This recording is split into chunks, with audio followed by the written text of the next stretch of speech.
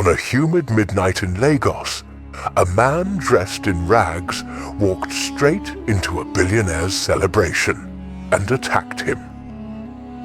A week later, that same billionaire's only daughter announced she would marry the attacker.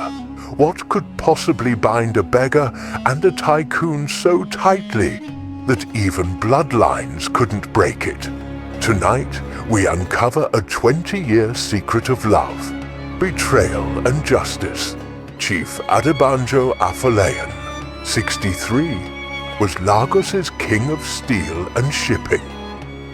His rooftop gala glittered with senators, celebrities and oil magnates. Then, darkness. A power cut rolled across the island like a swallowed breath. In that pause, a gaunt figure leapt from the shadows. A blade flashed. Adebanjo staggered back, blood seeping into his white agbada. Guards pinned the attacker. The stranger whispered just 4 words. "Remember the Ibadan fire." Nobody except Adebanjo understood. 2 days later, Zainab Afolayan, Harvard-trained economist and Adebanjo's only child, visited the city jail. She asked for the man named Chike Okoro, a homeless wanderer. Reporters smelled scandal. But what followed shattered Lagos society. In a press hall packed with flashing cameras, Zainab declared, "I am leaving the Afolayan group, and I will marry Chike." Her father's face hardened into stone. He spat only one sentence: "You are no daughter of mine." Why would a billionaire's daughter risk everything for a street beggar who nearly killed her father? Our search led 20 years back to Ibadan, when a textile mill burned through the night. Official record, faulty wiring, hidden affidavits tell another story. The mill once belonged to Nnamdi Okoro, Chike's father. Chief Adebanjo's company had pressured Nnamdi to sell. When he refused, safety upgrades were ignored, machines overheated, and fire devoured the factory.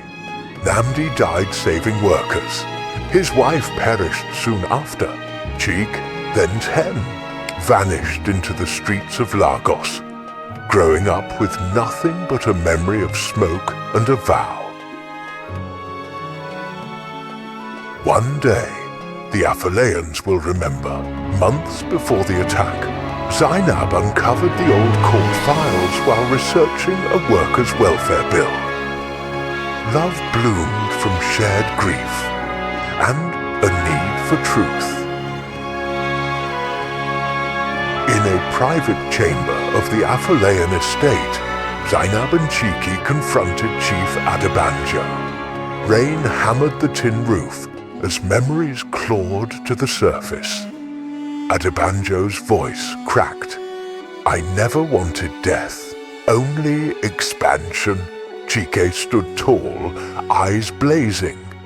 "Expansion buried my father." Zainab placed a gentle hand on both men. She demanded 3 things: half the empire's profits diverted to a national workers' trust, public confession of the Ibadan fire, his blessing for their union. Hours of silence passed before the old chief finally nodded. Weeks later, Adebanjo stepped onto a public podium, confessing every hidden sin. The nation gasped, but applauded. At a quiet riverside ceremony along the Ogun River, Zainab and Chike exchanged vows. Adebanjo, in a simple cream agbada, placed an old brass locket, Chike's mother's keepsake, around the bride's neck. Tears cut silent paths down his weathered cheeks.